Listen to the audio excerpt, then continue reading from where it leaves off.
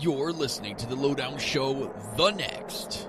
Mamma Mia! Your NXT review and discussion show. We are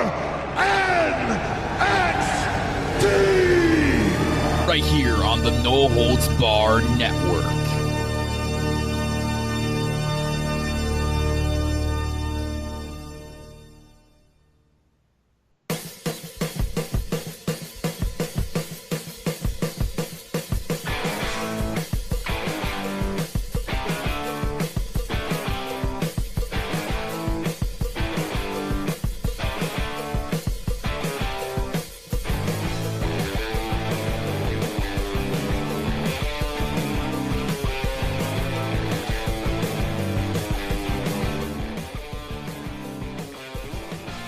How's it going, ladies and gentlemen, and welcome to the Lowdown Show, The Next, episode number 3, right here on the No Holds Barred Network, your source for Raw, SmackDown, and NXT, and more reviews and discussions. So go check us out on Twitter at No Holds Barred Network, NHB Network on Twitter. You can also follow the show, The Lowdown Show NXT, at Lowdown Show The Next on Twitter as well. You can also follow myself and my co-host on Twitter as well. I am at Real Kyle Masters, and my co-host at Michael Chow TV. This is the show where we discuss NXT every single week right here on Spreaker, Spreaker.com/NHBWP. Give us a 5-star rating and subscribe to it, guys. It's free to download, free to create a profile, and you can just follow us and chat with us live in the live chat right here on Spreaker. And I am your host, as always, the self-proclaimed greatest host, Kyle Masters. I'm always joined by my co-host. He is the host that runs the West Coast, Hollywood Michael Chow. What's going on, Michael? Say hi to the peeps out there. Hello, everyone. I got to tell you, I'm a little bit depressed that my time in the spotlight as lead solo host of this show is over. But I'm glad that Kyle Masters is back. I will appreciate that. I'll appreciate that. Thank you for taking the reins last week, as I was unable to make the show. But so I'm back. I'm back for another glorious week here in the NXT universe. You see, I was a little bit because before you said that you were able to come onto the show, I actually was on the phone with Little Jimmy. He said that he could go on the show, so I would not have been by myself. I would have been on the show with R-Truth's Little Jimmy. Well, little Jimmy had a lot to work with today, man. They had the debut of the Truth TV, so he had his hands full. Apparently, it was a success. So, I'm shocked that he even got back to you.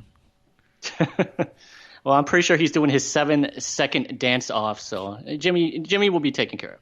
Don't worry. Okay, well, thank you. I'm glad to be back, though. Here on this like I said, another glorious week in NXT. Guys, this is the Lowdown Show. The Next, if you guys don't know already, is where we review NXT every single week. We give you coverage of the show every single week. We also have segments on like Who's Next and What's Next. We also got a new segment that debuted last week called NXT Spotlight, where we talk about a superstar that's went up to the main roster, and we give a little background on them and whether we think they get a promotion or demotion. And also we have NXT Total News. We got a couple of news segments for this week for that, so stay tuned for that. And we also read your fan tweets at the end of the show. So guys, we want to get a lot of fan tweets out there going, so even if it's just during the week, you don't have to tweet us during the show. You have a thought about NXT, you have any questions you want to bring up for the show, tweet us using the hashtag AskTheNext, next cleverly spelt NXT, obviously. And tweet us at all. It can be any day of the week. If you just think of something on your mind, you think of a question about NXT, something that's on your mind, just tweet us, even if it's a thought. We'll read it on the show. We'll make sure to get to everyone's tweets as well. So use that hashtag AskTheNext, cleverly spelt NXT. Before we continue, just show some love over to live chat. We got Tiffany from That Ass Podcast. What's going on, Tiffany? We got Datila and Cuba Girl 125. What's going on, everybody? Wow, what is this? Evolution? This is an all-women chat room right here. Wow. Hey, we have a big step about Evolution tonight, which it's coincidentally, Evolution got booked a match on NXT tonight. So we'll get to that when we do. So really? Triple H, Batista, Randy Orton, and Ric Flair were on NXT? Yeah. That Evolution? Oh no. Yes. Sorry, man. I meant the woman's evolution. Well, that there would be. I can understand why you forgot, Michael, because have they actually been doing a good job of promoting it? No. Let's see here. Well, Trish Stratus slapped Elias, a guy who's not even at the pay-per-view. Alexa Bliss was put on the shelf. No, but unless you count kicking random people in the head as promoting a pay-per-view, probably not. I'm sorry. I went on the air saying I wasn't going to bring it up, but I'm sorry. I apologize. It's a touchy subject right now. I don't want, the Bella Army to come after me if I say anything bad. It's Exactly. just, to me, if you guys want to know what my honest opinion is, I'm not going to give a full-out opinion here. I'm on both sides of the fence. I know where both sides are coming from, okay? Like one stiff kick in the face, yeah, it's an accident, but you got, it's not just, a lot of people mistaken, we're not even just talking about the one kick. It's just during the match, the fact that they continued the match. I think it was the big thing for me too. Is you look at any other sports that have done their best to do their best with concussions, with the concussion protocol. You look at the NHL where they have the concussion spotters. The NFL, they go through an extensive process when a player gets hit to the head on the sidelines, and they determine whether or not they're able to continue. I know that WWE is not an actual real. It is a real sport, but it's not an actual. If you're comparing it to the NFL or the NHL, but there's got to be something in there where you need to implement the same thing that these other sports are doing. There's got to be a concussion protocol with wrestling. I know regardless if it's fake and people say it's choreographed and all that stuff. What it is. But I'm just saying there should be concussion spotters in wrestling, especially when stuff like this happens. There should be another ref on the side or something or another person on the side that's a concussion spotter. They go up to the side of the ring apron and ask the wrestler, "Hey, you doing it?" They do a specific test really quickly to see if they need to be taken out of the match or not. I think the wrestlers are professional enough to improvise on the go in a match, and if they're not, I mean, why are you in WWE then? If you're not a WWE main roster, you're the top. You're at the top. You're a professional. You should be able to do something. Or if not, you call the match. You go off. You go to a commercial break after, and you explain to the crowd there why they called the match. There was a concussion protocol that they went through. They determined that Liv Morgan was not good enough to compete or to go on with the match, so they had to end the match. I'm sure people would have been okay with it. There was one odd spot when Liv Morgan, she had gotten knocked out. She got taken out of the match. She was being looked at by the ringside officials. And Michael Cole said, "Oh, by the way, Liv Morgan, she was taken backstage." And she was still there. Yeah. Michael Cole pretty much came up with an explanation to have Liv Morgan exit the match. She was still at ringside. She then went on to participate in this whatever triple-double suplex spot that they had to do. To throw out my 2 cents right there, I'm with you. I don't – listen, guys, accidents happen. They really do. And what can you do when they happen? I don't blame Brie. I definitely don't blame Liv Morgan. There are a lot of people from the Bella Army who are basically saying, "Oh, it was Liv's fault for." I just said Liv farted, but I said it's Liv's fault because she leaned in too far or she didn't know how to take the move. I'm like, Jesus Christ, have some sympathy for a girl who, by the way, carried on the match. And it was so sad to see Liv Morgan try to get to a corner and keep falling down. And I'm more pissed off that they allowed her to stay in the match to take that suplex spot. And all I was hearing the day afterwards is, "Oh, by the way, Liv Morgan was on autopilot. She was on adrenaline. She wanted to be in this match." Hey, Liv Morgan is 4 feet 12. She weighs around 100 pounds. You're saying you could not escort her to the back. You're saying that this 4'12", 5 feet, 100-pound girl was able to overpower the officials and say, "I'm getting back in this match"? It gets to a point where she goes, "Oh, but I want to do this suplex spot." And I'm just assuming the officials in the back and Vince is going, "Oh, well, we planned this spot. If she says she can do it, go ahead. Because I just beat these lawsuits against me for concussions. I'll beat anyone else. And by the way, a couple of weeks ago, it was announced that WWE did win the lawsuits against them for concussions, and this was the most ironic thing. You know, there's a touchy subject, and this should not have happened. Should not have happened. It's tough with the social media world is nowadays, and the people that voice their opinions and all that. And I see a lot of hate on Brie Bella and all this like garbage of people spewing garbage of people saying, oh, like they don't deserve anything. Like, I don't believe that no one in the division deserves nothing. Like, that's not me. Like, everyone's there for a reason. Everyone's done their work, and they're there for a reason.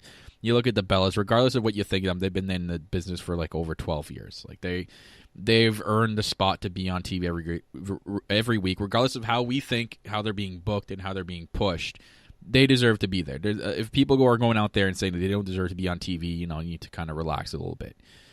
The thing is that I do agree with, and I've done some extensive research, and apparently it's true. I wouldn't know because we're males, Michael, but apparently when a female has a baby, I guess it throws off her it throws something off in I forget what it's called. It throws off, like, their head is just not in the right, like they're different. It throws off their balance. Like, they have to reevaluate what their balance is going forward after having a baby. It's just completely different. And plus, you just came back from having a baby. I don't think she spent enough time in the performance center to have come back after something like that. And no, Tiffany, it's nothing bad. This is serious. Like, this is actually something that actually happens to women after having a baby. And I've seen women talking about this all over Twitter. It changes. Yeah, it changes their body. It changes their balance. It's something. I can't remember what it was called. I wish I would have remembered it, but it does. It changes them. So it's weird how, like, Brie, had the baby, took care of it to a certain point, and then came back all of a sudden, right? And clearly ring rust does exist, and it's clearly being shown here. I think maybe they should have taken some time to put her back in the performance center and, kind of regain your balance and have to rechange the way you wrestle. There's nothing wrong with that. You don't need to, just because you're a 12-year veteran doesn't mean you don't have to go back to performance center. I hope that wasn't a legit reason why that she was back. Yeah, I mean, honestly, I know they have an event coming up in Australia involving the Bella Twins, but Brie does not have to be on Raw and SmackDown every freaking week. The reason you're only doing it is because it's I guess they're going to label it as promoting Evolution even though they're doing a really shitty job at promoting Evolution. It's just, I think that maybe she needs maybe a little bit more work inside the ring. Maybe go back to the performance center, regain your focus, and then come back and you might be a more decent, less rusty than you are now. I'm not agreeing with what the people are saying right now that Brie and Nikki can get the fuck out of here. I mean, we know we have our opinions on them. It's just they're there for a reason. It's just the show is obviously poorly booked. I mean, Raw just had its lowest ratings ever this week again. So the second time this year that Raw has had a lower viewership rating. Clearly, it's not working for them. Yeah, shocker. Clearly, it's not working for them, and they're putting less effort into it, which is really scary because, yeah, I agree with what people are saying out there. SmackDown's been better, and I don't see how people out there are saying, like, oh, maybe they're making SmackDown the A show. I don't think there's any point in Vince McMahon's head that he's saying that SmackDown is going to be his A show. That's 100%. If you think that, then you really need to rethink how you view the product, because Raw is his baby. Raw is the thing he's made. Raw is always going to be his number one. If it wasn't, then Roman Reigns would be on SmackDown. I can tell you right now, guys, I even though Fox Sports has put out like what, $2 or $1 billion for SmackDown, they're not making SmackDown better just because of that. Okay, Raw consistently gets bad ratings, and Vince chooses not to do anything about it. If he could, he would make Raw better. I think the problem is because they think it's good television, and you know what it is too. It's just it's all about. It's sad because I understand the money business of it. I understand the business behind the money, Michael, and it's all about making money. It's just, to me, in my eyes, I think they're caring too much about the money and it's sacrificing the product. And it clearly it's probably true because Raw wouldn't be getting its lowest ratings ever if it wasn't. Exactly. Look at all these events they're pushing out. We got freaking Evolution. We got that Saudi Arabia thing. We got that Australia thing. Yeah, they're already advertising TLC 3 months in advance. So dumb people like me in San Jose, California will go out and buy their tickets. By the way, this totally worked in reverse. As soon as I found out they were promoting The Shield versus Braun Strowman, Dolph Ziggler, and Drew McIntyre in the main event of TLC 3 months from now, I don't want to see that, so I'm not going to buy a ticket. So a little bit of a reverse thing on them, but yeah. Anyways, well, anyway, yeah. I'm just gonna hit the bell right there, the ring bell, and we're gonna stop there. We're gonna talk about in our minds, and yes, I will be blunt about it. The A show, and that's right, Michael. The NXT chants are starting, and they're raining down upon us. And we are here to talk about NXT, and this week another great episode of NXT. Interesting episode of NXT, to say the least. We got some more further development in the Aleister Black, who attacked Aleister Black storyline. We had some more feuds gaining some fire, and we had an interesting main event this week, highlighted by Otis Dozovic facing Tommaso Ciampa in a really, really different kind of main event than we usually get on NXT. Like two guys you never would have thought. Like if you asked me like 3 weeks ago or 4 weeks ago, Michael, like if Tommaso Ciampa will be in the main event, who do you think he's going to face? I would have never said Otis Dozovic. I probably would have said it as a joke, but they actually went through with it tonight, and it wasn't that bad.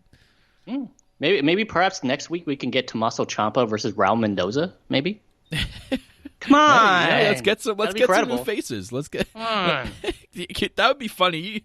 It would, in a way, it would work towards Tommaso Ciampa's heel character. He'd be like, "Oh, look, I'm destroying everybody." Yeah, he's just destroying like quote unquote B talent in NXT. So, by the way, I just want to say on the real, I actually think Raul Mendoza is a really good talent. It's just a joke because he jobs all the time. Yeah, send this guy to 205 Live, right? Yeah. But we opened up with Sir William Regal. To open up the show. He came out to provide everyone with basically an update on the search for the Aleister Black attacker. But before he could even say anything, we had the Undisputed, my boys, Undisputed Era coming out.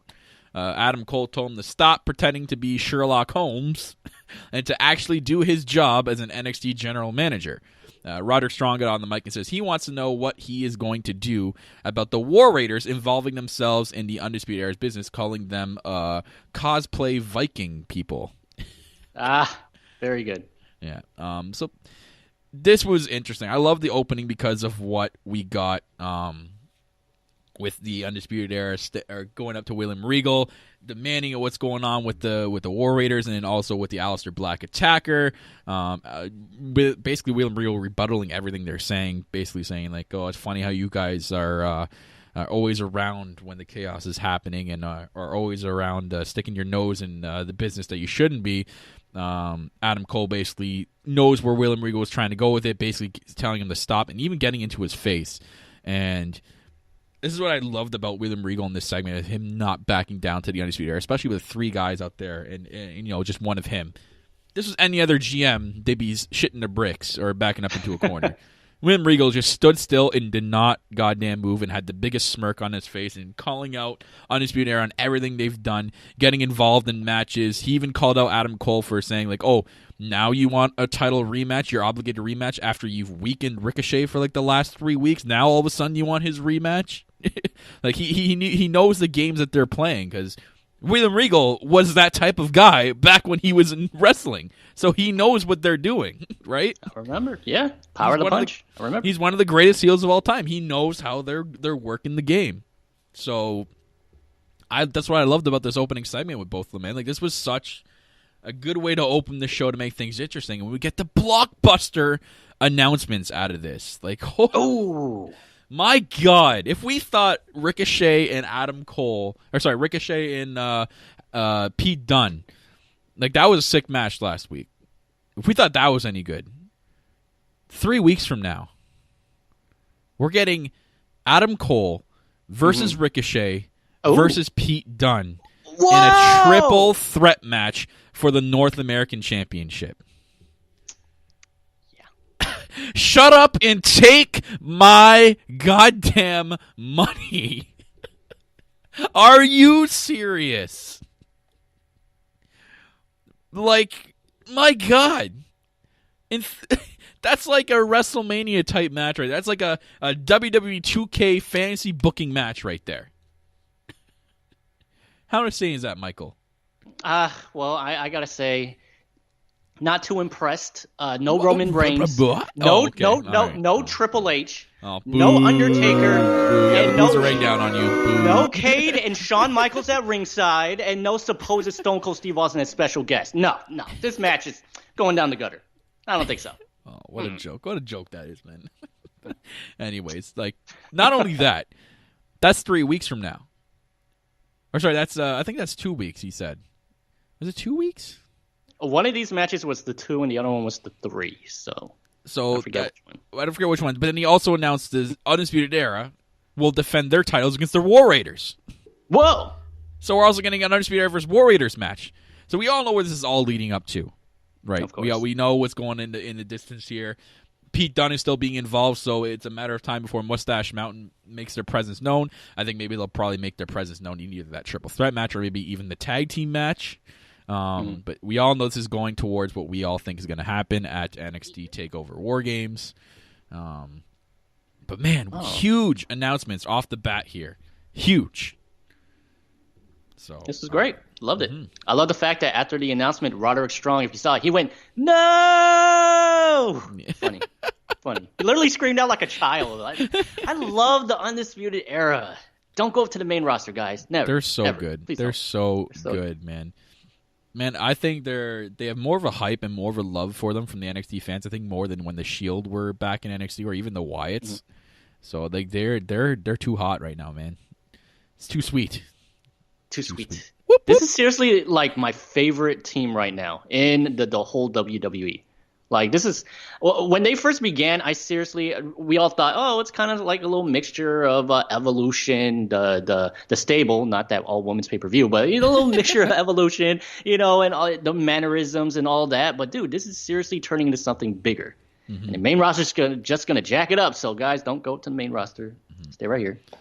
So we follow this up with an outside. I like these outside interviews or wherever they do these interviews because I'm a big sports guy, Michael, and I love the way that they make this feel like an actual like real sports interview. They have the guys with the cell phones recording and the microphones, and they do like a kind of like the chatter of like an actual sports conference, asking them questions and stuff. That's what I love about this.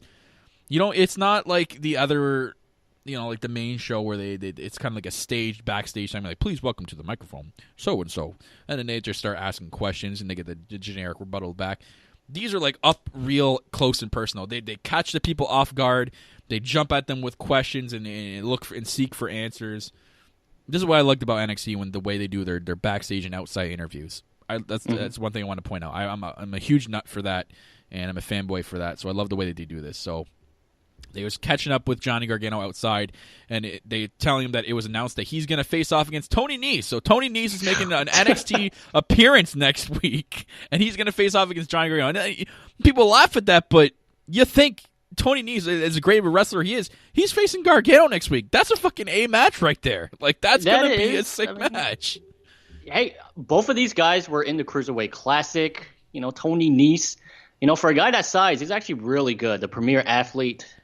Mr. 8-pack abs, so watch out. Johnny Gargano might be in big trouble here. So Johnny Gargano apologized for the way things have been going with Velveteen Dream. He doesn't like, after what he's being asked about that, he doesn't like the person that he's been turning into. He promised to change all that next week.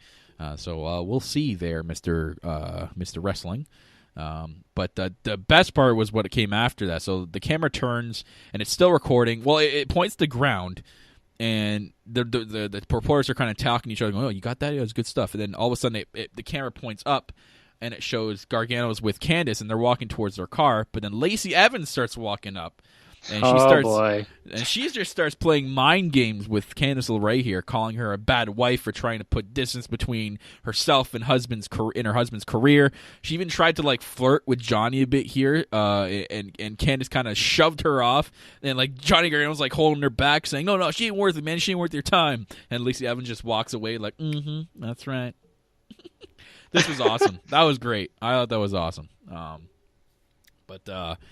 That's going to tie into our what's next, who's next segment about what this particular thing here. So I'll hold off on that. We'll just move on here. We had Lars Sullivan in another enhancement talent squash match. The most important things obviously came after, but he faced off against Victor Orchint. Don't remember his name. Local enhancement talent. Who gives a shit? Lars Sullivan won via disqualification. Sullivan beat up his opponent for a few minutes until EC3 came out,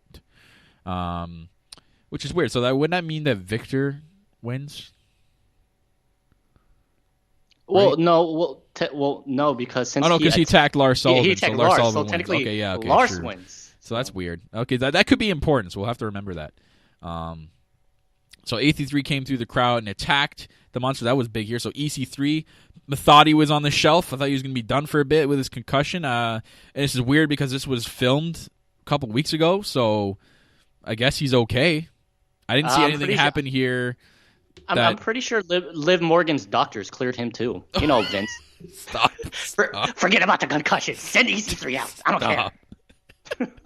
Anyways, EC3 got the upper hand, and he shockingly, actually, I should post that. Shockingly, that EC3 got the upper hand here. He dumping Sullivan over the ropes, man. Mm-hmm.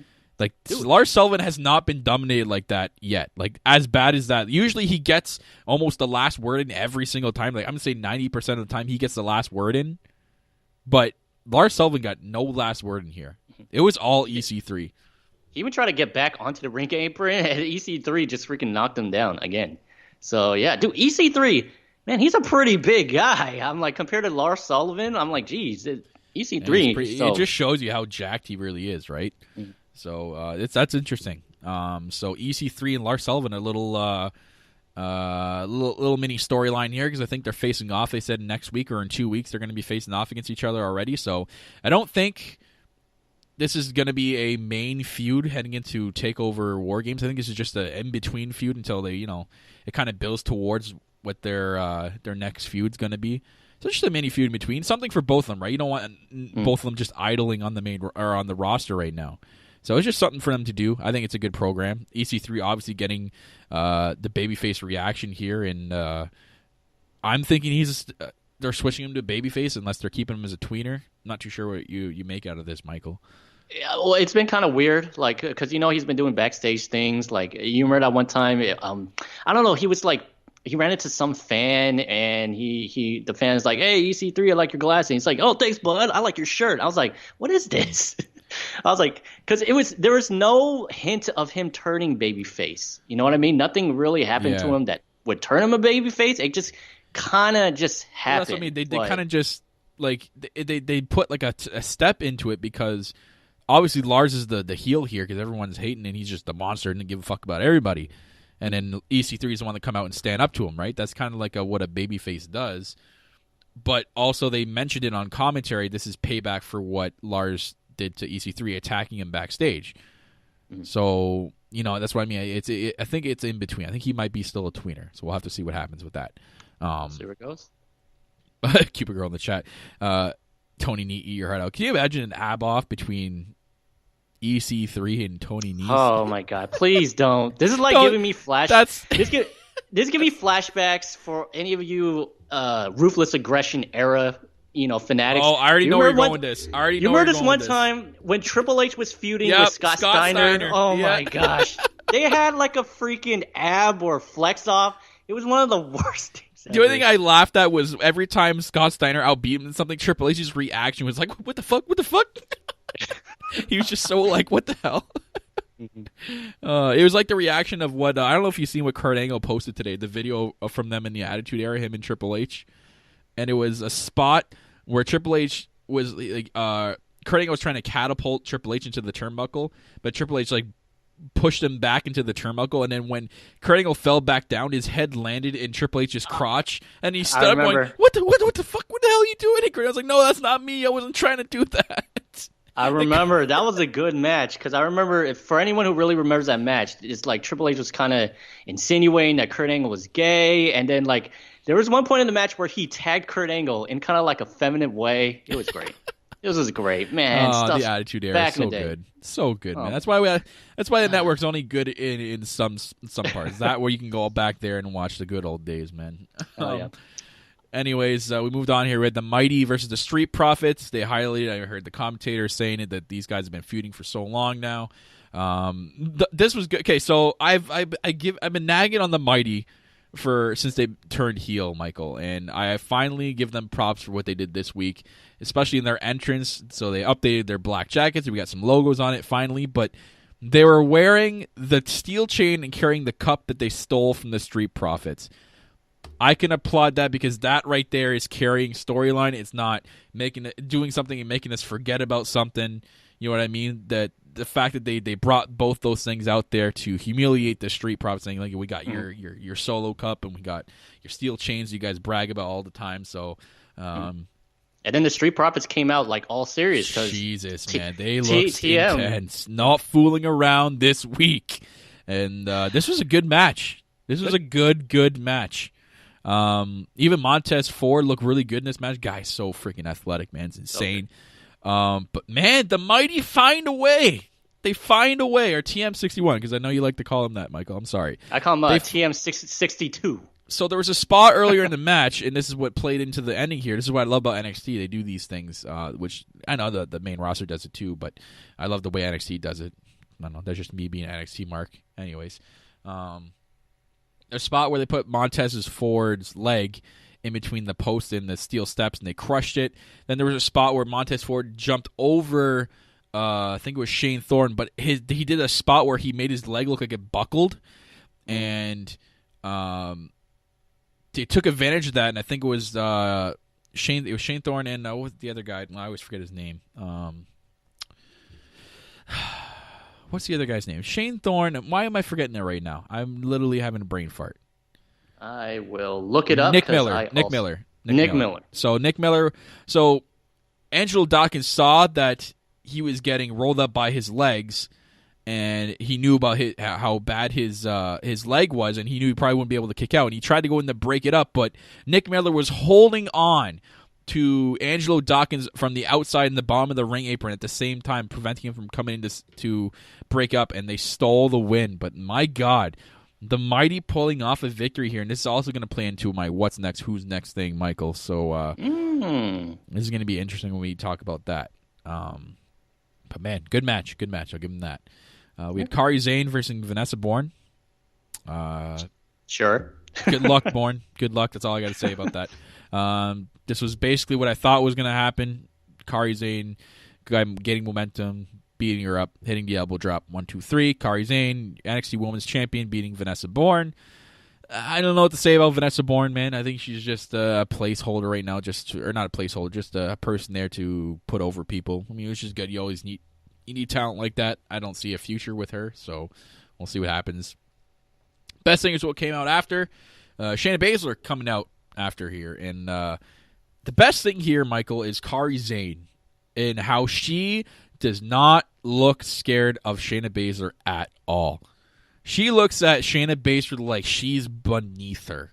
Like Shayna Baszler is nothing compared to Kairi Sane now, and I love that. I love the intensity. I love the fierceness of Kairi Sane now as their NXT Women's Champion. She is. I had little doubt. I will admit, I had little doubt about Kairi Sane as NXT Women's Champion and how long she could carry this, Michael. And she's doing her absolute best to literally change my mind, and she has. So, basically, Shayna Baszler came out demanding her rematch for the NXT Women's Championship. The Pirate Princess says that she can have her rematch, but it won't be on NXT television. It will be next month at WWE Evolution. So now I have somewhat of a reason to watch WWE Evolution, because it wasn't the main roster hyping it up. It was NXT hyping it up for me because we're getting the rematch between those two. But I think this is number 3. I think this is Shayna. This is Shayna Kari 3, right? I believe no. I think it might be 4 because remember, was it Shayna has beaten Kari once, and she has. Oh yeah, do you include the Mae Young Classic? Include the Mae Young Classic. We have to. Include this is going to be 4. So this is Shayna Kari 4. So this is probably going to be the last time that these two face off against each other for the NXT Women's Championship. So this is going to be interesting. Now, it's going to make you want to watch Evolution because we don't know if they're going to be if this is where they're going to start the seed for the Horsewoman versus Horsewoman match. So we're going to have to check that out. I wonder if they're going to put the NXT match, or probably, knowing Vince, they'll probably put it like the first match, or if they have a pre-show, it'll probably be in the pre-show. Let's be real here. So, Kari Zane for Shayna Baszler, WWE Evolution for the NXT Women's Championship. Can we please have Mauro Ranallo and oh my God, see, I'm having another brain fart again. Nigel McGuinness, and they'll bring their little puppet too with them. No offense, Percy Watson. Anyways, bring them along, have them commentate the match, please. I don't want to hear Michael Cole commentate that match, please. You don't know what the fuck's going on. You don't know what the hell's been going on with Kari Zane, Shayna Baszler, Michael. Don't act like you have. Please do not let them commentate the match. That's all I'm saying. Hey, you leave Adam Cole's dad alone. Adam Cole's dad? That'd be sad. Just don't have them drink. Just don't have them drink it. Okay? Don't have them drink it. This is literally been the only reason why I'm going to be watching Evolution, is because Kari Zane and Shayna Baszler are going to be on the card, facing off for the NXT Women's Championship. Just please give me Mauro Ranallo. Do not give me Michael Cole. If you give me Michael Cole, I will watch the match on mute. Can they at least bring back the coal mine for this match? Put me in a coal mine, so I don't have to fucking hear Michael Cole. God damn. It's gonna be Michael so Cole. Cringe. It's gonna be Michael Cole and the anonymous general manager calling this match. Michael, I used to rag back in the day on this podcast about how I hated Jerry Lawler because he became too cartoonish, and he was just like, I had enough of him on commentary.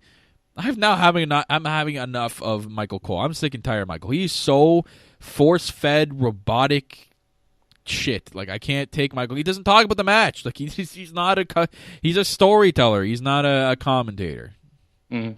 It's man. For any of you who has seen a lot of previews of WWE 2K19, I've seen a lot of the Superstars entrances. Oh, don't even get me started. I know where you're going with this already. There is a lot, and I don't know if they planned this, but almost on every entrance, it's Michael Cole screaming out something like, "Here comes the big dog," or King Slayer. It's boss time. Yeah, it's boss time. He's screaming random shit. I know the first thing I'll be doing when I buy the game, not only changing the overalls, but I'll be turning off commentary 150%. I am not listening to that shit anymore. No. Here comes baby. I'm like, do you guys just feed random lines for Michael Cole to yell? Yikes. You know what? Yeah, Cubico brings a good point. Mauro and Renee Young. It should be Mauro Ranallo, Nigel McGuinness, and Renee Young. You can tell Percy Watson to go sit in catering. Have those three commentate that match. Anyways, Keith Lee had a backstage interview. He said he wanted some NXT gold. He walked into this room where Kona Reeves, my boy, the finest, was having his big ego moment, saying he's about to have an interview and stuff, and he didn't like that Keith Lee came in and barged in. Basically, looks like they're going to be setting up a match between these two, so good luck to you, Kona. Keith Lee looks like he might be eating you for breakfast, man, so we'll see. Is Kona like the new Raul Mendoza now? Do people need to beat him to be credible? At least he has a character, though. I mean, yeah, he's like the new Andre Cien Almas. That's who he is. You see, it's actually quite sad because I started to like him a little bit more when he got the new entrance theme, but then when his character started to develop, he went to like jobber status. So I'm like, what? So just give him time. He's a slow development. Mm-hmm. Give him time. My boy, the finest will grow on all you. And we got Brandy Lynn joining chat. Brandy Lynn, what's going on? Yeah, so we moved on to the main event here of NXT with Tommaso Ciampa versus Otis Dozovic, one half of the Heavy Machinery tag team. I gotta say, man, Otis held his own. For most of the match, I was very shocked that he got a lot of offense in. Yeah, it was actually very shocked. Very impressed. So good for him. Basically, I knew Tommaso Ciampa was going to come out on top here. But I was very impressed on Otis Dozovic here, holding up his own against Tommaso Ciampa, the NXT champion. It looked like he might actually pull it away one time. He had like a massive pop-up powerbomb, but Ciampa rolled outside. He caught the big man with a hangman's DDT on the apron, then rolled in, hit another one on the mat to score the win, and we had left NXT with Tommaso Ciampa beating Otis Dozovic. Nothing special. That's it. Plain ending.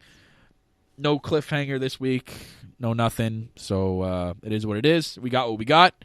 Decent episode of NXT. That's what we got, Michael. It was good. Very impressed with... Doesn't have to be all flashy and firework blowing, knock out of the water thing every week. It does what it needs to do.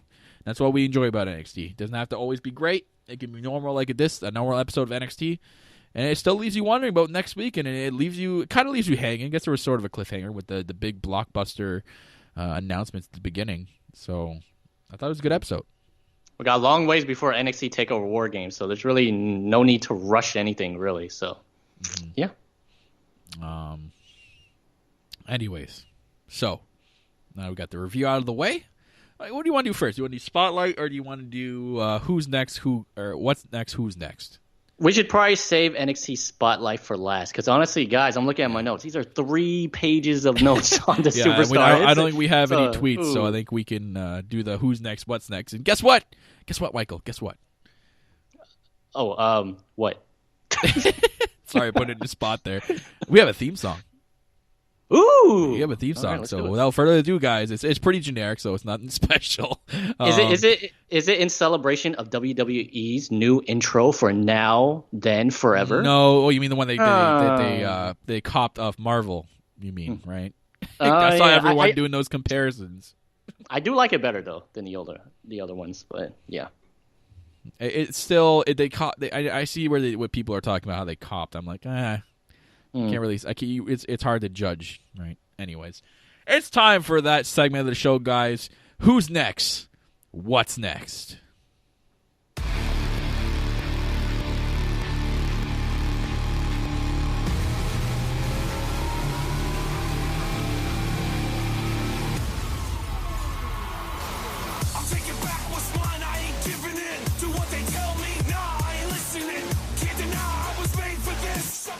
All right, ladies and gentlemen, welcome to Who's Next, What's Next, that part of the show where we talk about, let's talk about what's next, and that is where we talk about certain things that are going on the show, and we talk about what's going to be next and what we think is going to happen. We have our prediction for what's going to happen next. And who's next? Who's going to be our NXT MVP of the week or NXT Jobber of the week, and who we think will be next after that. So, guys, ladies and gentlemen, let's get into the segment of the show. Who's next? What's next? And you know what? I'll start it off, Michael. I got something to talk about, and we'll start off with what's next. And that what's next? Back when I said earlier in the show about the whole Candice LeRae and Lacey Evans thing. Now, I think this was done on purpose because obviously we're going to get Candice LeRae versus Lacey Evans. That's 100% going to happen. They would have done something like that if that wasn't going to happen. We're going to get some Candice LeRae wrestling action, Candice wrestling. I think this is going to lead eventually for Candice LeRae to getting herself into title contention. This is only a small stepping stone for her to get into title contention. We obviously seen what Lacey Evans has been doing as well. She can plead her case onto why she should be in title contention as well. So I think this is going to be the first step for maybe both these ladies to be into the title picture. But I think this is the big step here, and the bigger picture here is Candice LeRae. And I'm thinking that Shayna Baszler is going to come out on top at WWE Evolution. It's a weird prediction because it wouldn't make sense if they were going to go in the direction of Horsewoman versus Horsewoman, but it could because you have Ronda Rousey still the women's champion. She can go into that 4-on-4 with the title, and then you can have Shayna Baszler with the NXT title, show some dominance there. So I think it's going to lead to Shayna Baszler winning, and this is eventually going to lead to Candice LeRae winning, again, like I said before, some sort of number one contendership match to face off against Shayna Baszler for that NXT championship. So I'm thinking this is what's next for this is the first stepping stone into Candice LeRae getting into title contention. That's good. So I don't know if you had anything, Michael. I didn't. I have a small confession, guys. I got home late from work, so I did not get to watch. Boo! Yep, you get the booze. Hey, don't give me the boo Ernie, bro. Don't give me the Roman treatment. All right, I didn't kick anyone in the head. Don't give me this treatment. Sorry. Oh, sorry, I had to. Sorry, I just gave you the Mamma Mia. I'm sorry, I had to. Oh man, I'm sorry. By the way, okay, I'm gonna stop joking about it. This is a personal, that is not an issue to me. Hey, you're gonna get the Bell Army. You're gonna get the Bell Army after you. I am. Yikes. But anyways, so I didn't get to watch the whole NXT. I watched small bits. So I'm actually gonna say a what's next, and I got the idea while you were talking about yours.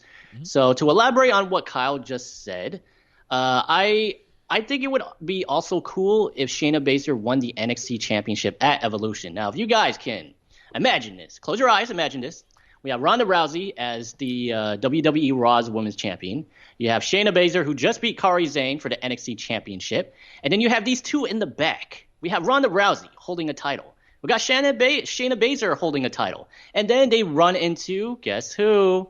Let's say Bayley and Charlotte. And they're standing there. They're all cocky. We got Ronda right here holding a title. And then we got Shayna here holding a title. And you're looking at two people who don't have a title, Charlotte and Bayley. And then they could plant the seeds right here.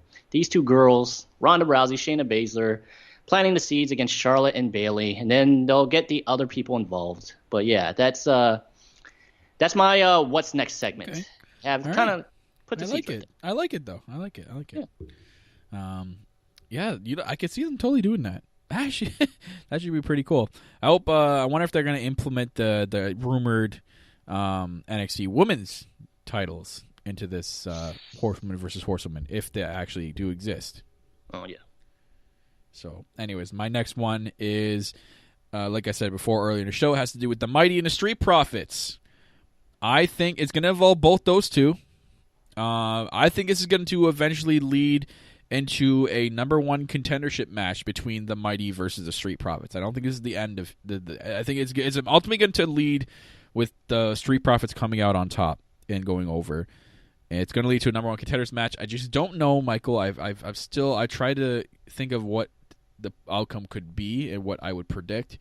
It's either going to happen at TakeOver War Games or maybe sooner. I can't really think if they would push it that far. I know it's not until November. We still have another month and a half to go, or at least a month. At least a month and a half to go. But I think this is going to lead to a number of contention. These guys are not fighting for no reason. They're not fighting for pride. They're not fighting for their merchandise. Of course, it's part of the storyline. But I think this is going to ultimately lead to who's going to be the next set of number one contenders for those titles. Mm-hmm. It wouldn't surprise me at all if they needed. Well, they're going to need opponents for Undisputed Era at War Games, because I'm assuming that they're going to beat War Raiders somehow, some way. And it wouldn't surprise me if they had a number one contendership match with War Raiders versus TM62 and versus the Street Profits in a triple threat. So that'd be good. I'd like to see that. Would you like to see that? TM62 an actual Pokemon? Is it a potion? What is TM62 in Pokemon? I want to know. Yeah, I'm gonna search it up right now. There's a TM61 I know for sure, but TM62 I don't know. I was just making fun because I hate the name the Mighty. Even hearing the announcer for NXT say the Mighty, it just sounds so dumb. It sounds like an incomplete sentence. TM62 is not a TM60. I'm sorry. They're saying it's not available before Generation 5. Okay, whatever that means. So it's after Generation 5. Okay, I don't get this website. Anyways, we're going to scrap that. Well, I mean, Beats talking about the main roster. Yeah, guys, random Pokemon talk. You Pokemon trainers out there, if you know what TM62 is, let us know. Actually, TM61 is what we want to know. I'm only calling him TM62 because I hate the name the Mighty. No. I hate it. I thought you were making a Pokemon reference. Hate it. Anyways, yeah, so that's my what's next prediction with the Mighty and the Street Profits. I think this is ultimately going to lead to a number one contendership match, either for both these teams or at least one of these teams. So, would you like to see all these teams enter War Games? I don't know. I just don't want them to overcrowd War Games. The main roster kind of does that sometimes with pay-per-views. They overcrowd them too much. It kind of takes away. I think I like what they do with the pay-per-views. They keep it short, simple. The matches that need to be matches are on there. They keep it for 2 hour, 2-hour pay-per-view. It is what it is. I like the way they do takeovers. Don't change it. Datila, they do show replays of it, or if you do have the network, you can just go. Yeah, you can watch it whenever you want. Just go to the episode. They have the full episode on there. She needs to watch Takeover. Datila, if you didn't watch the last Takeover, go watch it. It'll definitely. I'm telling you, people, you got to go into Takeover with an open mind. You got to go in there expecting that it's not going to be exactly like the main roster. They do their pay-per-views different. NXT focuses on the storytelling, and the wrestling is the main thing as well. It's literally 70% wrestling, 30% storytelling in a takeover match. It's well done, and you have to go. If I can't even say like I am a mark for that type of wrestling. You have to be like that type of wrestling. You have to appreciate the craft in the ring more than the sports entertainment factor of it. That's what I mean. So, anyways. The Who's Next part of the segment, I got my MVP this week is William Regal for standing up to the Undisputed Era in the beginning of the show. Him not backing down from Undisputed Era, like I said before, not looking scared, literally rebuttaling everything they said, getting into Adam Cole's face, telling it like it is. I'm giving my William Regal's MVP, and I'm not sure what else we did with this segment. Yeah, it was so it's a Who's Next MVP, and then we also talked about a jobber who's going to be the next jobber. It's Keith Lee.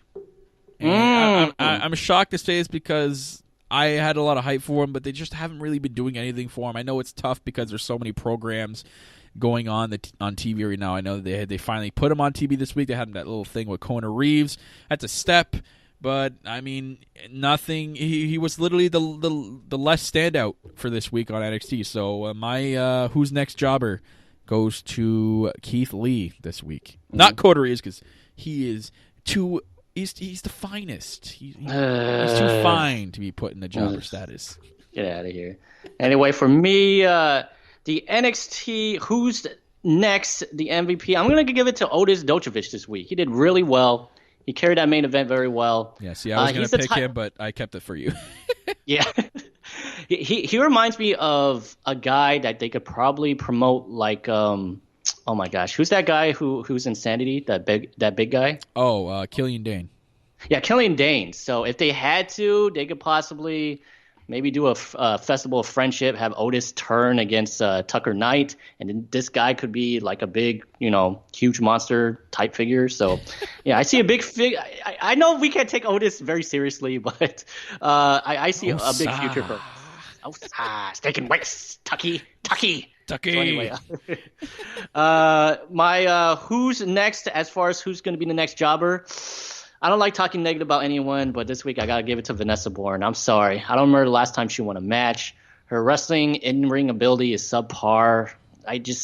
Where do you go next with Vanessa Bourne? So Vanessa Bourne gets my Who's Next, as in who's the next jobber for this week. So sorry, Vanessa. It's so tough for her, man. It's really, really tough because you don't know what to do with her. Like, she's at a spot where she's just used, like I said, to put over people, and I'm sure that's not what she really wants to do. She wants to excel, so maybe they'll do something with her in the future. I'm not too sure. One of her biggest problems, and this is one of the problems I had with Kona Reeves when he started, is that she does nothing, honestly, that kind of bland.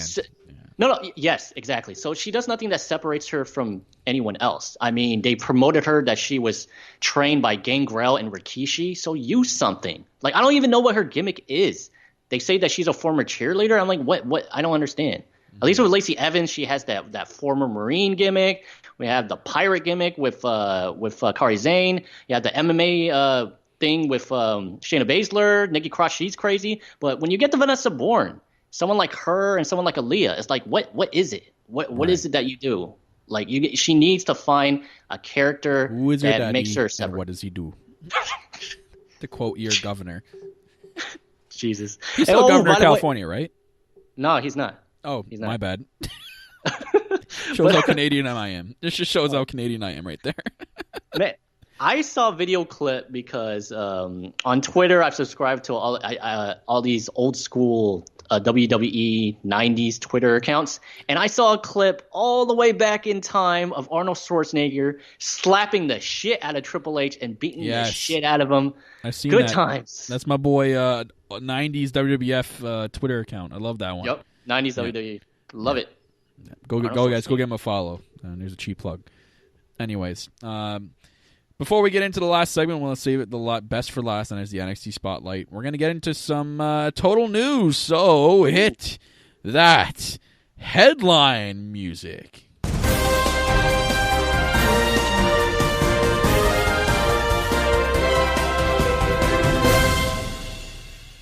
That's right. I broke out the classic WWE Headlines theme song just for this total news segment. Michael Chow, I'm sure I'll have a better one next time. Where's the Simon system? I'm sorry, I forgot. I forgot to tell it. I'll get it for next week. But I had to bring up a classic. That's a no holds barred classic right there. WWE news headlines. So we got a few spots here. Got a couple news articles. Get them over them really quickly. Number one, Matt Riddle has made his NXT debut at a live event. The King of Bros has arrived in WWE NXT, people. Matt Riddle has made his debut at a live event in Sanford, Florida on Friday night, so this past Friday night. Riddle walked out to the ring with his slippers on, but wrestled barefoot like he did when he wrestled in the independent scene. As confirmed by his wife, Lisa, on Instagram, Matt wore his wife's shorts for his in-ring debut. Riddle defeated Fabian Eichner with a powerbomb, followed by a knee strike to the face. So looking like that's going to be his finishing move. So going to be interesting to see on NXT TV. Riddle's signing happened in late July, but it was officially announced at NXT TakeOver Brooklyn 4. The news of his signing was somewhat surprising because WWE had previously passed on him until they learned that New Japan Pro Wrestling was interested in him. So that's pretty interesting. Dave Meltzer of the Wrestling Observer Newsletter reported that Riddle versus Ono is planned for TakeOver War Games. Duh. We already saw that in... thanks for pointing out the obvious, Dave Meltzer. So that's taking place before Survivor Series. So can't wait for Matt Riddle's TV debut. But he's made his live event debut at the NXT live event this past Friday. Cool. So Matt Riddle. I did see some pictures of some weird ring attire. I'm just going to leave it at that. Some live event notes, though. We had some Mae Young Classic stars working the live events. We had Mae Young Classic favorite Lo Shirai, or Shiri, I don't know if I'm saying that right, and Casey Catanzaro. They defeated Aaliyah and Kavita Devi. Kavita Devi? I think she was in last year's Mae Young Classic. She was. It rings a bell, yeah. We also had the NXT UK Women's Champion. Shoutouts to Craig Messy and Lowdown Show UK. Rhea Ripley retained her title over Nikki Cross. Wait, Rhea Ripley's the UK Women's Champion? Yeah, apparently. Whoa, what the... Oh, I don't know if there's a spoiler alert, but whoa, yeah. What the... Okay. Where are these tapings, man? This is bad. Where are these tapings? Craig Messy, update us on your show, man. Update us on your show. That'll be a question for your next show. When are they going to be debuting these tapings? Find out for us. Anyways, next and last bit of news has to do with Nikki Cross. Speaking of, Nikki Cross has been working WWE live events. Top NXT, I guess she's considered a top NXT superstar. Nikki Cross is said to have worked a couple of WWE live events over the weekend. Cross has been performing in 6 women tag team. They're even doing these big women tag team matches in live events. Sucks for that division. My God. They got to promote this tag team women's division that will probably never happen, but they got to promote these tag team belts. So they've been she's been doing the SmackDown live events. Nikki Cross has worked a few main roster live events in the past, which she's had perpetuated speculation that WWE could be planning on her getting called up to the main roster very soon, which is weird because she kind of debuted with Sanity when they debuted, and she's out on the stage in that one Monday Night Raw, so I don't know what the hell's going on with that. Notwithstanding, the lone member of the Sanity is currently listed as an NXT superstar on the website. Moreover, that hasn't stopped her from competing on a couple of main roster house shows. Asuka, Nikki Cross, and Naomi was the team that she was on. They defeated Carmella and the Iconics, and 6 women tag team match. So NXT, that was literally every single lady in that match besides Naomi was in NXT. which is crazy. Now, I'm pretty sure, Naomi was never in NXT, right? She was part of that. No, she was. She was on that NXT season something. She was on the NXT season that Caitlyn won. Oh, the shitty NXT, the one that I really don't count. Yes. Yeah, okay. So they're in Saturday's live event and Sunday's house show, New Mexico and Arizona. So even Nikki Cross going over at the team of Asuka and Naomi. So interesting. So Nikki Cross, we know she's slowly on the way out.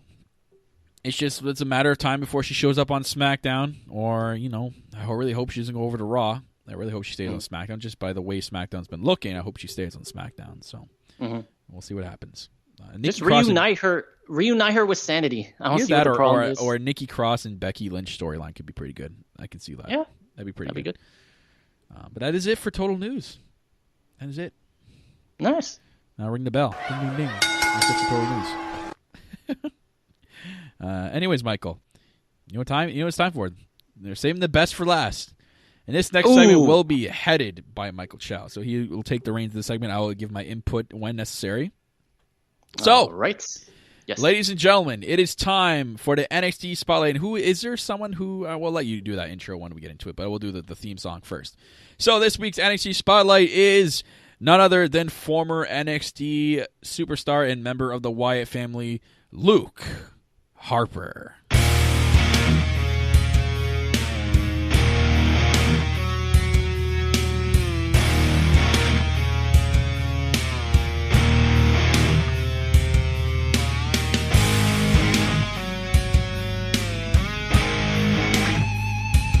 Alright guys, welcome to NXT Call-Up Spotlight, where we talk about a NXT alumni who's now on the main roster. We're going to talk about their path from NXT up to the main roster. We're going to talk about accomplishments. We're going to talk about title opportunities. We're going to talk about everything they did in between NXT and the stuff they did on the main roster.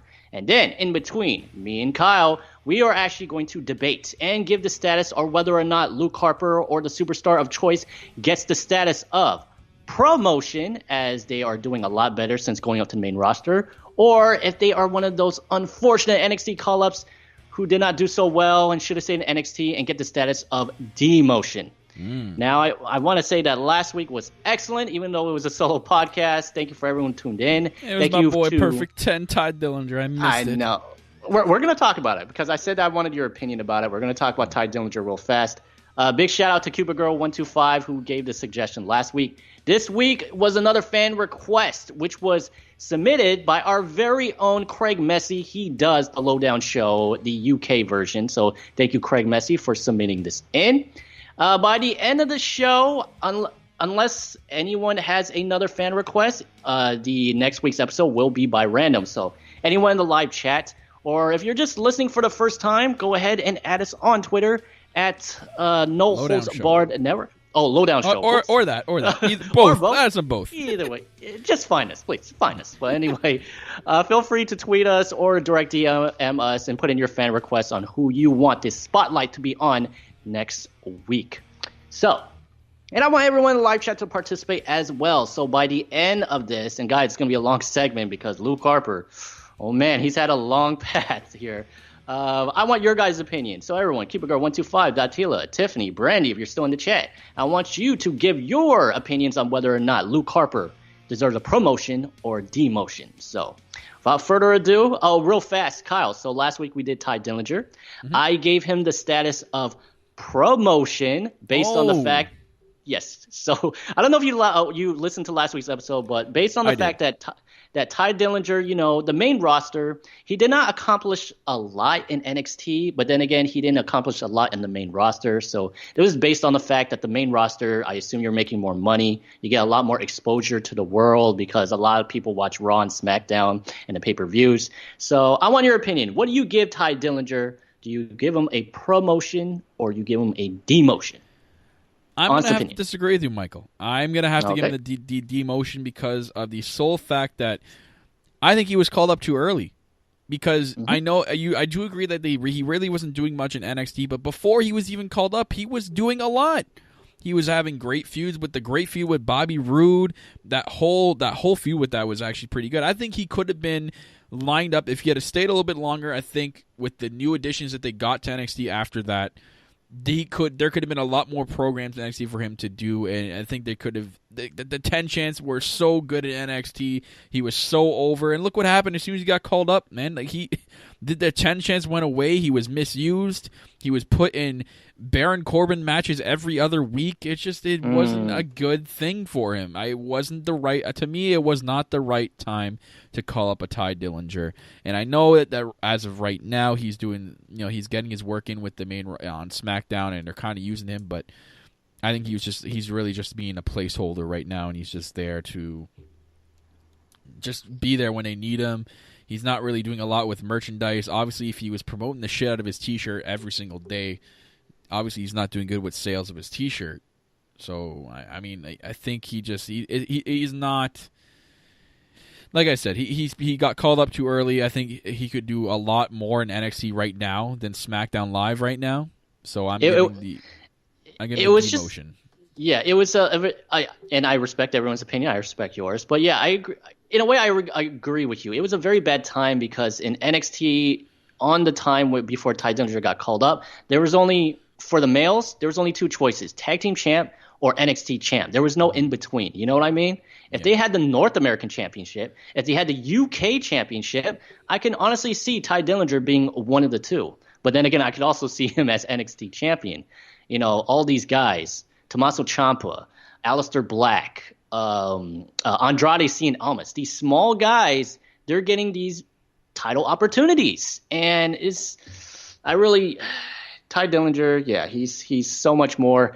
I really hope this current feud, I don't know if you watched SmackDown this week, Kyle, but it looks like he might be feuding with Randy Orton, and I hope it just leads to I don't think so. I think that was just a spot.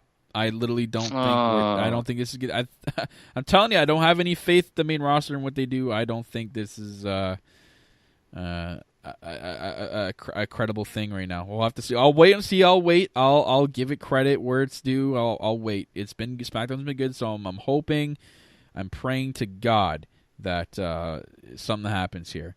I just want to quickly point out something just came across my Twitter timeline. Interesting thing happened to Caleb Braxton tonight at a 7-Eleven in Orlando. I guess an employee stole her wallet, took cash out of it, and threw it in the dumpster behind the store. I guess she called the police, and after an hour, the cops got the employee to show them the wallet, but there was no cash. Sucks for Caleb Braxton. Damn. Anyways, let's get into the spotlight. We're talking about Luke Harper. Let's go about Luke Harper. So I'm giving the demotion to Ty Dillinger. Let's get into this spotlight. Gotcha. Fair enough. All right, guys, we got a long one to talk about. So, Kyle, feel free to chime in anytime you want. So, anyway, like I said last week, guys, there are incarnations of NXT from FCW to OVW. We're talking mainly just NXT. Okay, so it's going to start from NXT. Luke Harper's been in the company, or at least their developmental brand for a while, but we're going to just start from NXT, and this is where we're going to begin. So let's go ahead and start it. We're going to start all the way back in NXT and work our way up. So, Kyle, on March 12, 2012, a man by the name of Jonathan Huber signs with WWE and is given the ring name of Luke Harper. Good name, better than Jonathan Huber. So, I remember Luke Harper actually before he even reached that level. I remember watching him. He was actually in a couple local wrestling companies around my area, and I remember seeing him. So I've seen Harper before he even was in the WWE. He was an incredible wrestler, and he's still to this day a good wrestler. I remember seeing a lot more out of him in the indies, and that's obvious anyways. So anyways, he's been around. He's been I did research on the guy. He did Ring of Honor. He did a lot of promotions before this. So good for him. So next, Harper makes his NXT TV debut being introduced as a follower of Bray Wyatt on November 11th, 2012. So they're jumping straight into this whole Wyatt family gimmick here. On January 9th, 2013, Harper forms a tag team with fellow Wyatt family member Eric Rowan to defeat Percy Watson and Yoshi-Tatsu. Oh my God, Percy Watson. In his very first NXT match. It was a win. So one thing I love about this segment, Kyle, is we get to go back in time and we get to experience and talk about superstars who are no longer in the company, and it's just great. So I hope you guys enjoy this segment. Later that month, Harper and Rowan would enter the inaugural, Kyle, first ever NXT Tag Team Championship tournament to crown the first ever NXT Tag Team Champions.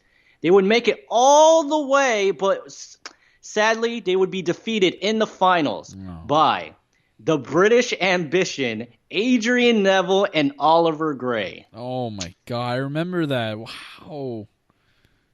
Very good. So, sad they made all the way to the finals, but lost to Adrian Neville and Oliver Gray. Never heard of Oliver Gray. I don't know. Do you ever see this guy wrestle, Kyle? It sounds familiar. Like I can picture, like, it's blurry, but I can kind of see it in my head. Well, whoever he was the first ever NXT champion along with Adrian Neville. I wonder where that guy is. So, and on May 8th, 2013, Harper and Rowan would soon defeat Adrian Neville and Bo Dallas, who was filling in for a injured Oliver Gray for the NXT Tag Team Championship. However, their reign would be short-lived as they would lose the tag team titles 1 month later to Adrian Neville and Corey Graves. Man, Adrian, he's getting around.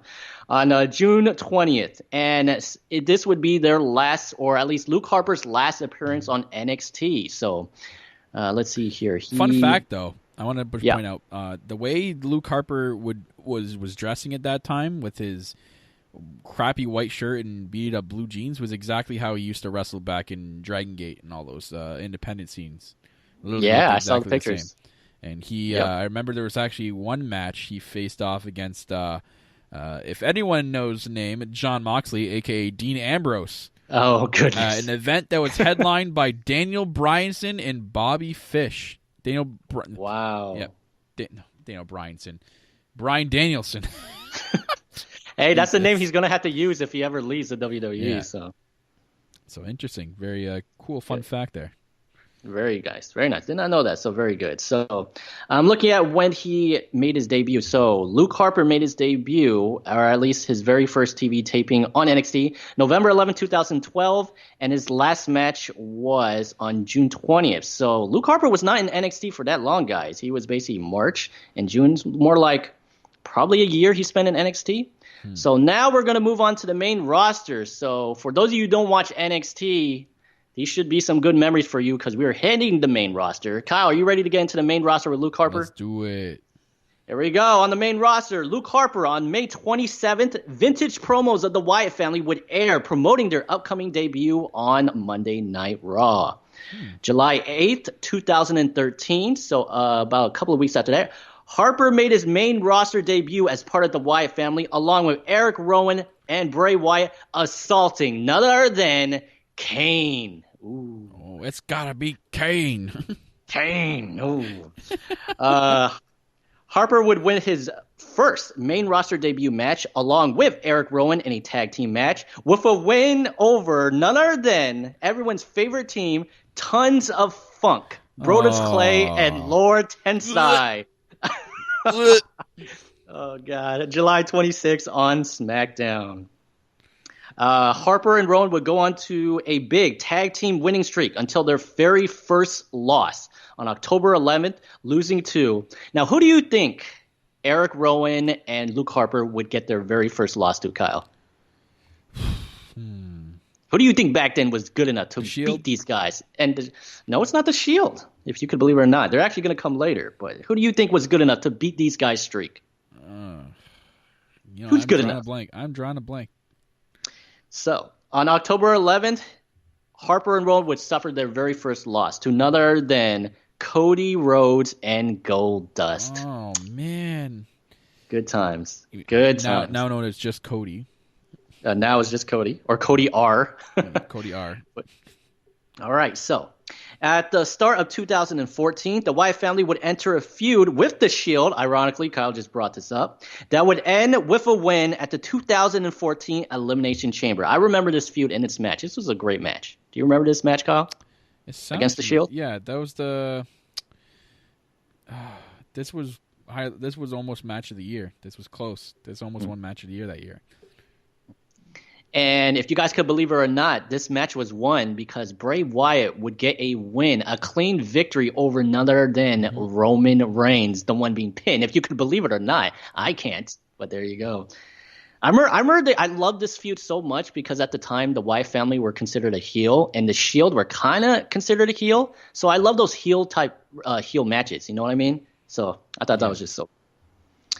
All right. Next up, Harper and Rowan would challenge the Usos for the WWE Tag Team Championships, but would lose at the 2014 Money in the Bank. And once again, they would fail at winning the tag team titles from the Usos once again in a 2 out of 3 fall match at Battlegrounds. I remember this match. I totally thought the Wyatt family were going to pull off the win. Do you remember this 2 out of 3 fall match? Yes, I do. Vividly, actually.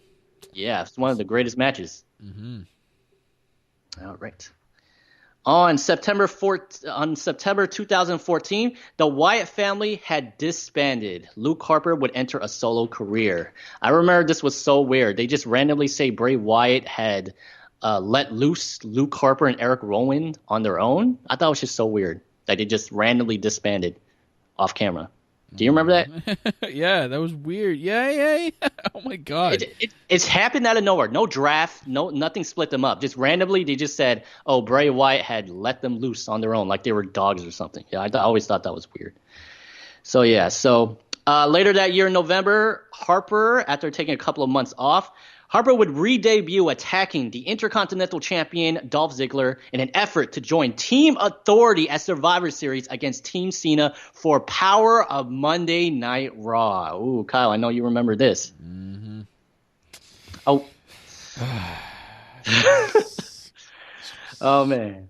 A week later, Harper was awarded an Intercontinental title shot by the Authority and won to capture his first ever singles gold in the WWE. Harper's IC title reign would be short-lived again as he would lose the title back to Dolph Ziggler a month later at 2014 pay-per-view TLC. So far, Luke Harper, not a good track record of keeping his title with him as far as losing it a month away. On January 25th, 2015, Harper would enter the Royal Rumble at number 4, but would be eliminated by none other than former Wyatt family member Bray Wyatt. At WrestleMania 31, Harper would participate in a 6-way ladder match for the Intercontinental Championship, but would lose to Daniel Bryan. And this was in my hometown of the Bay Area, WrestleMania 31, part of my favorite WrestleMania of all time. Very good. All right, next. On July 19th, 2015, Harper would reunite with Bray Wyatt to assist him with a win over Roman Reigns at the pay-per-view Battleground. So we have the Wyatt family splitting up for no reason and them getting back together for no reason. Why not? This is the main roster. Mm-hmm. In 2016, Harper enters the Royal Rumble at number 14.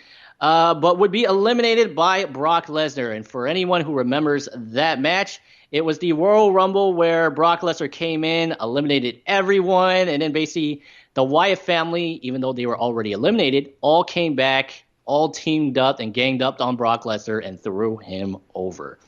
And if I remember correctly, I think this was also the infamous Royal Rumble where Roman Reigns won, and The Rock sadly had to raise his hand. God. Oh, God. Just to try to get him over, but that's enough of that. Mm-hmm. Due to a shoulder injury, Harper would be out of action the remainder of the year until October when he would return to assist Bray Wyatt again in a win over Randy Orton at the pay-per-view No Mercy. So this should all start coming back to you guys. We're getting pretty recently in. On December 4th, 2016, although not involved in the match, Luke Harper would become WWE SmackDown Tag Team Champion under the Freebird rule after Bray Wyatt and Randy Orton would defeat everyone's favorite tag team, Heath Slater and Rhino, at WWE TLC. Mm-hmm. This would once again be short-lived for Luke Harper. God, jeez. As Luke Harper and Randy Orton would lose the WWE SmackDown Tag Team Championship to American Alpha Chad Gable and Jason Jordan after a month. This guy is losing title belts. He can't keep anything for more than a month. My goodness. Sounds like Sasha Banks. Ow! Yikes. Ooh, give her a break, dude. She's injured. Pew, pew, pew. Oh, I hate Bayley. Oh, I love Bayley. I hate Bayley. Oh, I love Bayley. Gosh damn it. Can I just say... It's like Charlotte and her. I'm women's champion. No, I'm women's champion. No, I'm women's champion. No, I'm women's champion. Hey, Sorry to get off track and start to talk about the main roster. I love what they're doing right now with Charlotte and Becky Lynch. It's like the feud that it's the feud that Sasha and Bayley could have had, but they didn't. So, sucks for them. So, let's see here. Where did I leave off? On January 24th, after problems with the Wyatt family between members Randy Orton and Luke Harper, Harper would lose a match on SmackDown Live against Randy Orton and would be Sister Abigail'd after the match by Bray Wyatt afterwards, leading to Harper's exit from the Wyatt family and turning babyface for the first time in his WWE career. During the 2017 Royal Rumble, Harper would enter at number 25, attacking both Orton and Wyatt, but would sadly be eliminated by Goldberg. All right, guys, we are going to the last page here, so brace with me now. In February, after Orton oh man, this was bad. This was freaking bad. I know you're I'm literally reading this, and man, this is bad. Okay, guys, get ready. In February, after Randy Orton refused to cash in his Royal Rumble victory against fellow Wyatt family member Bray Wyatt, when the WWE champion Bray Wyatt, then WWE champion Bray Wyatt. So for those of you guys who remember, Randy Orton, after feuding with Bray Wyatt, decided to join the Wyatt family for no damn reason. Randy Orton would win the Royal Rumble. Bray Wyatt would win the WWE title at the Elimination Chamber. And Randy Orton says, he gets on his knees like he's going to give freaking Bray Wyatt a freaking blowjob and says, I'm not going to cash in my Royal Rumble victory against you. And this is the part where it gets bad. So since Randy Orton refuses to cash in his Royal Rumble win, they hold a number one contendership battle royale to crown a new number one contender against Bray Wyatt at WrestleMania. And it would result in a draw because Luke Harper and AJ Styles eliminate each other at the same time. Now, for those of you, this is the infamous botch where it clearly showed that AJ Styles went over first. Yep. But, yeah, we got to go with this. So, the week after... Yeah, what rule book? I don't know what you're talking about. What rule book where the ref can end a hell? There's one out there. They just kind of like put it in the back of the closet. And, we kind of need to go back to this for this day. Yeah, good work. Yeah, then Vince McMahon's pants. Good luck getting that shit out. So anyway, a week later, afterwards, that controversial finish, Harper would lose a number one contendership match against AJ Styles. So now AJ Styles is now the new number one contender. We assume he's taking on Bray Wyatt at WrestleMania.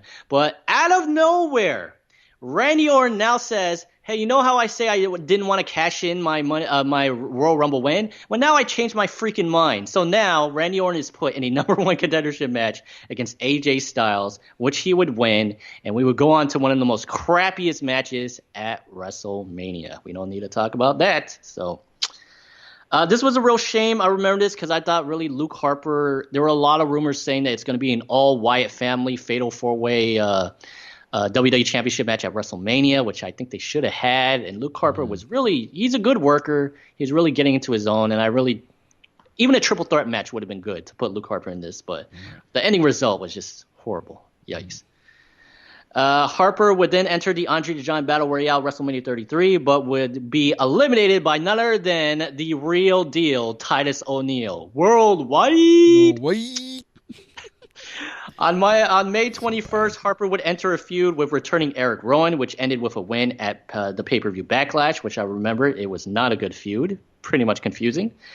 On July 4th, after failing to win an Independence Day Battle Royale to determine a United States Championship number one contender, Harper would remain off TV for months to be repackaged. Now, coming up very, very in the present time, guys, on October 10, 2017, Harper would return with Eric Rowan, now only going by the name Harper, because we all know how first names or last names, they're the new thing now, in a new repackaged team called the Bludgeon Brothers. The Bludgeon Brothers would go on an undefeated streak and would capture the WWE SmackDown Tag Team Championship at WrestleMania 34 by defeating the New Day and the Usos in a triple threat match. The Bludgeon Brothers tag team title reign would last 135 days, guys. So finally, Luke Harper. Finally, Luke Harper. Damn. Beats the curse. Beats the 1 month curse, finally. Until August 21st, losing the tag team titles to the New Day on SmackDown Live. That was the SmackDown Live after SummerSlam, guys, if you remember it. And, of course, I come to my last part of this segment, guys, where I give you last update where we talk about the most recent things coming up with Luke Harper. So here it is, guys. The most latest update is Due to an injury to his tag team partner, Eric Rowan, who suffered an injury at SummerSlam, Harper has been kept off TV since dropping the tag team titles to the New Day. Well, Kyle, you must have seen it. He's appeared in some NXT matches, so I don't know what they could do with them. What would you do with Luke Harper right now? I think they keep the Bludgeon Brothers going, man. I think that's actually a pretty decent team, man. There's a lot you can do with that team, and I like the entrance. I like what they're all about. I like the music. A lot of people find it corny, man. I'm all for the Bludgeon Brothers, man. I think they've done a good job with them, and I think it's been one of the best things they've done since the Wyatts, man. If you don't have, you can't be the Wyatt family without Bray Wyatt. So I think the Bludgeon Brother thing is a decent thing. I think it's tough right now. I think they maybe need to change the scenery. I think it would have to be a shake-up sometime soon for them to go over to Raw. Yeah, but remember, I mean, we're having like Brie Bella and Nikki Bella appearing on both shows. Kane going to SmackDown for no reason, or maybe a Wyatt reunion. Maybe bring Bray Wyatt over to SmackDown and we get the Wyatts again. See, what I would have preferred, and hashtag Mockjaw Creative, it would have been so good if when Braun Strowman tried to cash in his Money in the Bank, obviously the Shield came out for no damn reason to get Roman cheered, and they attacked Braun Strowman, preventing him from cashing in. What they should have done was, instead of having Drew McIntyre and Dolph Ziggler, this random team, you should have had Braun Strowman says, well, since Roman has a team of bros, I don't know why I said bro. Since Roman has a team of brothers, I have one too. And what you could do is have Braun Strowman try and cash in one more time. The Shield obviously comes down to stop him. And then out of nowhere, the lights go out, come back on. We have Bray Wyatt and Luke Harper in the ring, Wyatt family reunited, and that would have been the greatest thing. But instead what we get is this random team with Braun Strowman and Dolph Ziggler and Drew McIntyre. It's confusing thing. Way better, man. What do you mean? Like, look at the ratings. I mean, they're dipping so low. I mean, it must be working. Oh, yeah. There you go. There we go. So, all right. So we come to another last part of the segment, Kyle, is where I go over all the accomplishments that Luke Harper did in both sides of the brand. So here it is, Kyle. Before we make our decisions of promotion or demotion, and everyone in the live chat, get ready to give your promotion or demotion. We have Luke Harper right now in NXT. He's a one-time NXT Tag Team Champion with Eric Rowan, along with the Wyatt family. In the WWE on the main roster, Luke Harper would go on to win the WWE Tag Team Championship twice. One time with Eric Rowan in the Bludgeon Brothers, and another time with Randy Orton and Bray Wyatt using the Freebird rule as part of the Wyatt family. He is also a one-time Intercontinental Champion. So, Kyle, here goes the moment. Based on everything you just heard, everything, his short stint in NXT, everything he accomplished down there, everything he's done on the main roster, I got to know. Do you give Luke Harper a promotion or demotion? I give him a promotion. I think he's done a lot better on the main roster in NXT, although I would love to see him in NXT right now. Could you imagine he'd be the guy to stand up to Lars Sullivan? They could do a pretty good program with that. I can't. He's done so much on the main roster to justify his career so far, and I think, again, like I said, they can do a lot of good things with the Bludgeon Brothers, and they could reunite the Wyatts on the main roster. So I'm picking promotion here. Mm-hmm. This seems very one-sided. I can guarantee you guys we're going to get to people who, just to throw out some names like Bobby Roode or Asuka, where, that is actually another one-sided thing. I guarantee you we're going to get to superstars where me and Kyle will be debating back and forth on, no, this person gets a promotion, this person gets a demotion, where it's very kind of equal on what this person had done in NXT compared to the main roster. And that's where you guys come in. That's where you guys come in. Make suggestions on superstars you think we'll have a good debate over. So, so tweet give us a good one, guys. Yeah. DM us. And do whatever you got to do. Do what you got to do. Call us on the phone. Do it. Cyber Sunday to vote online. But anyway, I don't have a pager, so don't page me. Well, you got a page, Nah. Woman Crush. Who's been doing a great job on SmackDown, by the way. So I like what she did on SmackDown. She looks great. She looks great. She looks great. She looks better than ever. I don't care what she's doing. She looks great. I know. I'm so glad she dumped that other fool. So good luck to that other guy who will remain nameless. Some guy in a band. I don't know. I don't know. Some guy. So anyway. SOB. Let's just put it at that. But anyways, guys, real fast for me, I also give Luke Harper a promotion based on the fact, he was not in NXT that long. He didn't have that much to he was tag team champion over there, but he accomplished so much more in the main roster. So he gets a promotion from me. He gets a promotion from Kyle. Anything in the live chat, guys? promotion or demotion. Cuba Girl 125 says promotion. And there we go. We're all in agreement. Tatila puts promotion. So, Tiffany, you're the only one that hasn't put anything, and you're in the live chat right now. What do you say, promotion or demotion for Luke Harper? Ooh, there you go. Luke Harper. Only Harper, bro. Sorry. I said it like his name's been deleted. Did he get the Vince treatment there? He did. He only goes by Harper. Just Harper. Oh, yeah, it's just Harper and Rowan now. Harper and Rowan. But there you go. Harper. So Harper. I can't really do a Finkel. What is it? It's really tough to do his voice. Anyways, yes, we're all in agreement. Promotion for Luke Harper. Good for him. All right, that'll do for our segment for this week, guys. So thanks a lot. Hope it wasn't too long, but that was the whole. With summarizing, that was the whole history of Luke Harper from NXT to the main roster. And I hope you guys continue liking this segment. Feel free to turn in and submit. Yeah, it is a subject. So thank you for recovering my botch, Kyle. So there you go. So guys, send in your requests on who do you want. Okay. Hey-oh.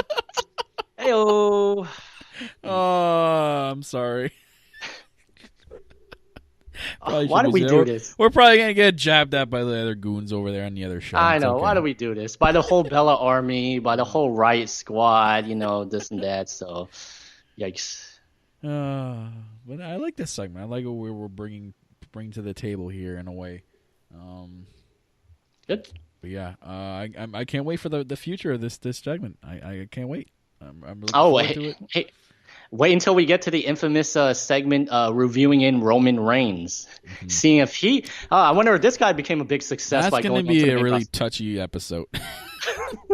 This should be like our anniversary episode talking about Roman Reigns spotlights. So we'll see. It's gonna be a long one. So we'll create a hashtag for this show. Anyways, other than that, I think we can wrap it up. Before we wrap it up, we're just going to take a moment here and give a special shout out to our network sponsor, and that is ExtremeWrestlingShirts.com. I apologize for not doing it earlier in the show. They specialize in WWE and MMA apparel with over 10,000 products in stock right now, from t-shirts to sweaters to muscle shirts. Even now, since we're in the season, Halloween costumes. They're not pumpkin spiced, unfortunately, but you're going to want to not miss this website, guys. Go check them out, ExtremeWrestlingShirts.com. As a special added bonus, you can use code NOHOLDS, NOHOLDS at checkout, and you will save 10% on your order. That's right, a perfect 10% on your order using code NOHOLDS at checkout. So go check us out, guys, or go check them out. The official sponsor of the No Holds Barred Network, ExtremeWrestlingShirts.com. Very nice. I don't know if I want to dress up as anyone for Halloween. How about Sister Abigail? Come on. We already know what she looks like. Or he. Or it. Or it. I won't judge. It's 2018. We don't know what it identifies as. We'll see. Anyways. Hey, if Bray Wyatt wants to dress like a female, it's got some freaky deaky stuff going on with JoJo, hey, that's cool too. Whatever you want. Whatever turns you want, baby. JoJo's fat ass, man. Yeah, there we go. Anyways. Oh, God. Anyway. By the way, I'm sorry. Real fast, I totally forgot. So my apologies to Datila. She actually submitted in. So next week's episode on NXT Call It Spotlight will be none other than everyone's favorite fashionista, Tyler Breeze. So next week, guys, we're going to be talking about Tyler Breeze. We're going to talk about him. Man, I loved his gimmick back in NXT. This is going to be a tough one when I get to the main roster. So we're going to talk about Tyler Breeze going from NXT, that model superstar, and going up to the police station, up in the main roster. So next week, Tyler Breeze, guys. Apparently we had a tweet by Tiff. I don't remember seeing a tweet, Tiff. Did you? I don't think I seen a tweet. I don't have any notifications. No. Which account was it on? She put... Okay, you tweeted at Kyle Master. You put MERP. That's not a real serious question. Sorry. No, that kind of. How do I say? Okay, well, MERP. That kind of summarizes Monday Night Raw. It's a tweet. MERP. It's a tweet, so I have to read it. MERP. Oh, MERP. Perfect summarization of Monday Night Raw. MERP. No, MERP is not it, Tiff. I only see MERP. I don't see anything with hashtag the next. You need to use hashtag Ask the Next with your tweets, but I don't see them, Tiffany. I don't. I see the MERP. I don't think that's a serious question, unless you're joking. Because I'm looking. Oh, there we go. Here we go. I got one. I found it. I apologize. I did find it. It's late. It was late. I apologize. Thoughts of when Bianca Belair is going to get a title shot? If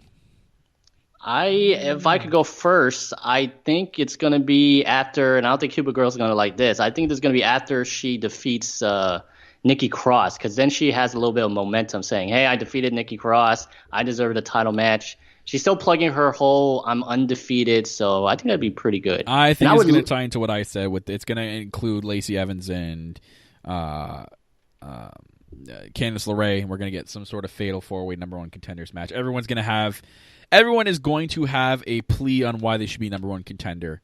So I think that's what's going to lead to it. That's why I'm saying fatal 4-way. I think this might be going overboard, but would you love most people will say, well, it's not a tag team match, so it's not really War Games, but would you love them to see them do like a version of War Games where it's basically kind of like the Elimination Chamber, where it's like two women start out inside of the cell and then all of a sudden people get released from cages every once in a while? So the only difference between this and the Elimination Chamber is that there's two rings, basically. But would you guys like to see a women's War Games? That'd be kind of cool. I think they could do that. It'd be interesting how they would pull it off. Okay, I'm with you. I feel you, dog. But other than that, that's the only tweet. So, guys, if you guys want to send your tweets, again, you can tweet us whenever you want. It doesn't have to be during NXT. But please use the hashtag AskTheNext, cleverly spelled NXT. It's just so we can find your tweets and organize it. It's way better than clearly what happened today. So use the hashtag AskTheNext if you have thoughts during the week. You have any questions you want to ask us for the next show.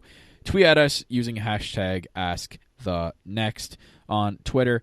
Other than that, guys, that is going to wrap it up for the Lowdown Show. The Next, again, cleverly spelled, the NXT. Your NXT review and discussion show right here on the No Holds Barred Network, your source for all WWE, NXT, and UK wrestling coverage and more. You can listen to us live, this show, every Wednesday night on Spreaker. Download the free app on all Android and Apple devices. We are also available to listen to on YouTube, iTunes, Stitcher Radio, and SoundCloud. For all network updates, please follow us on Twitter at NHB Network, as well as follow the show on Twitter at Lowdown Show NXT. You can also follow myself at Real Kyle Masters, and you can follow my co-host at Michael Chow TV as well. Like I said, guys, use the hashtag AskTheNext to send us any questions for the next show. I am your host, the self-proclaimed greatest host, as always, Kyle Masters, and I'm always joined by my co-host. He is the host that runs the West Coast, Hollywood, Michael Chow. Bye, guys. Thanks. Love you, Liv Morgan. Bye. And we're always reminding you to keep it on the lowdown.